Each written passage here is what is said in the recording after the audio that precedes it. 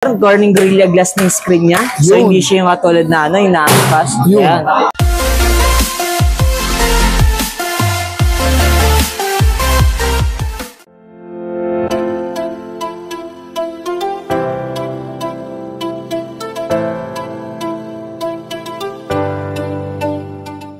Ang advantage dito kumpara sa other brand is budget phone, durability, then storage is napakataas. Hindi katulad siya ng ibang brand na sobrang price, mataas na yung price kumpara kay Smart 10. Ang advantage nito, naka IP64, dust resistant, water resistant, then naka 120 refresh rate siya, guys.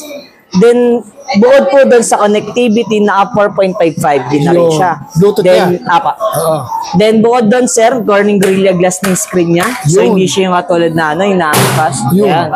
Naktol, tibay pa lang yan. Then, bukod doon sa ganyang price range pa lang, yung iba kasi is pang vlog na. Meron na rin siyang dual view video. So, pang vlogging na rin siya. Naman sa ganyang price range, may dual video na, So, pwede mo siya pagpalit-palitin. Ayan. Yan. Then, bukod po doon, meron na rin siyang dual stereo speaker, taas po, tsaka baba. Yung iba kasi wala na sa taas or wala yung sa baba. Then, Type-C, fast charging na rin siya. Type-C fast charging. Refresh rate niya is 120. So, napaka-smooth pagdating sa gaming. Yeah. So, then, sabi mo kanina, yan ay entry level natin, pero packlet features na rin, no? Saka IP64 rating, bagay na bagay sa mga riders natin. Yes po. Ay, kumbaga matalsikan ng tubig or sa water, hindi siya ganung masisira basta-basta. Then, naka 300% max volume na yun. Sa gaming is napaka-smooth na rin siya. Naka-unisoc na rin yung processor niya. Good for gaming. Then, ML, COD, Genshin yan. Pwedeng kayang-kaya. Saka pwede sa mga estudyante natin yan, ano? Yes po. Kasi sa storage niya, naka 256. 256. Tatlong bar yun siya. Although, pero konti lang yung difference. Doon ka na sa 256. Doon ka na sa 256. Magkakano ang presyo nila, kuya? Ang price naman nito, yung meron tayo tagdi 3,500, 4,000, 4,500, yan.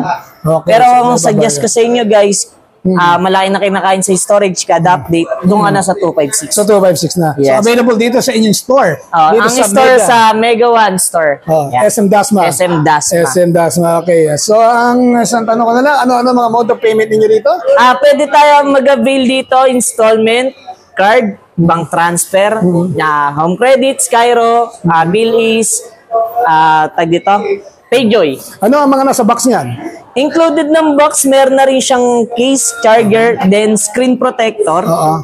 So kahit na yung screen protector, anti-scratch lang naman. Okay. Pero ito yung case niya. Yan. Yeah, crystal clear case. Yeah, hindi siya yung jelly na naninilaw. Then Type-C na rin charger niya. Yan ang pinaka-previous niya or meron ba? Meron pa po. If ever may previous pa siya na Bluetooth earbuds or power bank. Guys, kung sakali na pupunta kayo dito or mag-abil ng Infinix, punta lang kayo sa Mega One Store at di kayo mapapaya about sa unit. Then pagdating naman sa service. Yan. Service center is pwedeng dito lang kami mag-assist papuntang service center. Nice. Yan ang gusto ng Less tao. hassle po. Yes. Maraming salamat. Feeling for the first time here in Rondon Vlogs. Mahusay pala to nahiya pa sa simula si Boss Michael. Okay, hanapin namin si Michael at ang ibang mga staff natin dito. Okay lang mga boss. Yan. This is a multi-brand store at available din ang iba't ibang mga brands dito. Okay, saba. Yan. Sab. Okay. Okay, Michael, thank you so much. Mabuhay ka. Thank you.